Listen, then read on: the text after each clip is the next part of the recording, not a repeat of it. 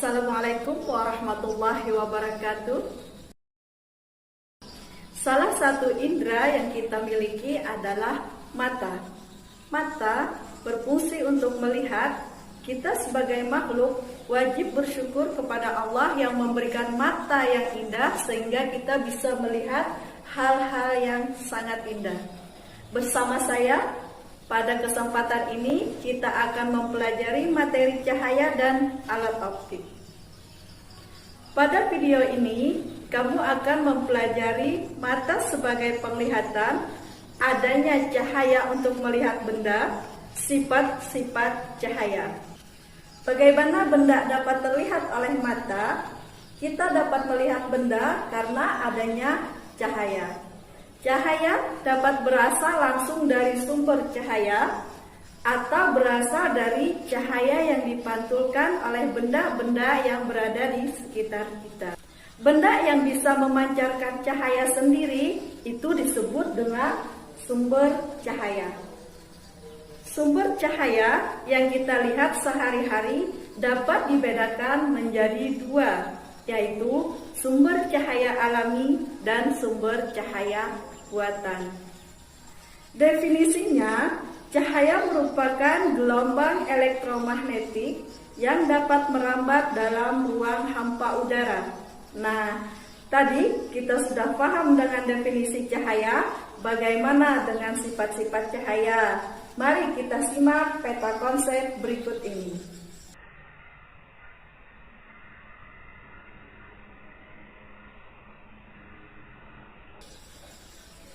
Dari peta konsep tadi, kita ketahui sifat-sifat cahaya sebagai berikut. Yang pertama, cahaya merambat lurus. Pernahkah kamu melihat cahaya matahari saat pagi hari yang masuk ke dalam rumah lewat jendela kaca rumahmu? Bagaimana cahaya tersebut kamu lihat? Berbentuk lurus atau berbelok-belok? Tentunya cahaya merambat membentuk garis lurus, bukan? 2. Cahaya dapat menembus benda bening.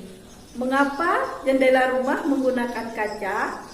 Bagaimana seandainya semua jendela menggunakan kayu atau tembok? Nah, pada siang hari rumah akan terlihat terang karena cahaya masuk melalui jendela kaca.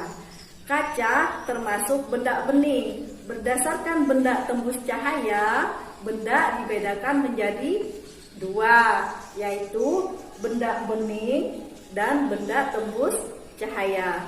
Yang ketiga, cahaya dapat dipantulkan. Tahukah kamu, cermin adalah benda yang paling baik dalam memantulkan cahaya. Cahaya atau berkas cahaya dapat dibedakan menjadi tiga, yaitu berkas cahaya paralel, divergen, dan konvergen. Permukaan benda yang dapat memantulkan cahaya ada yang rata seperti cermin dan permukaan air yang tenang, dan ada juga yang kasar dan bergelombang seperti air yang beriak.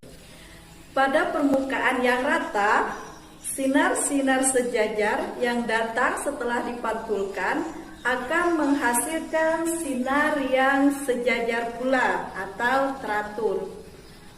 Pada permukaan yang kasar, sinar yang datang menjadi tidak sejajar lagi atau disebut dengan pemantulan baut.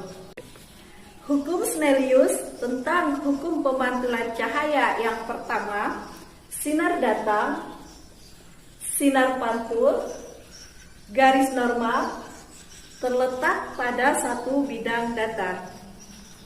Sudut datar, sudut pantul, menghasilkan cahaya yang sama besar.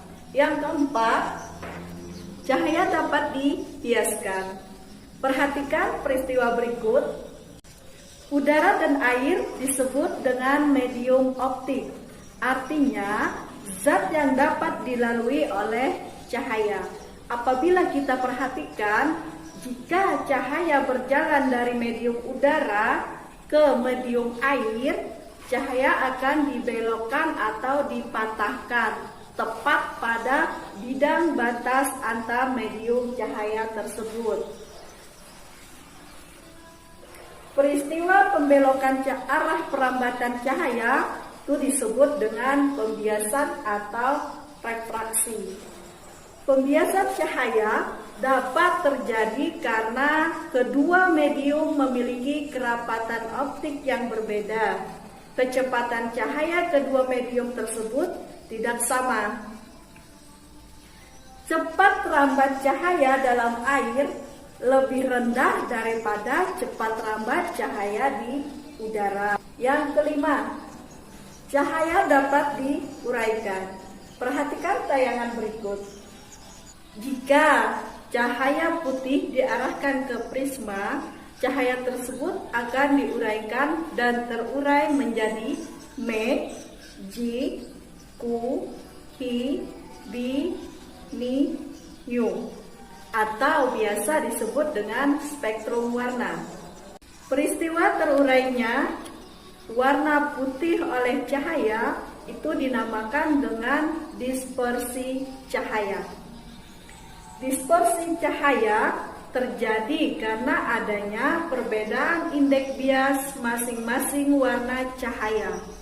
Nah, sekian dulu pembahasan dari saya.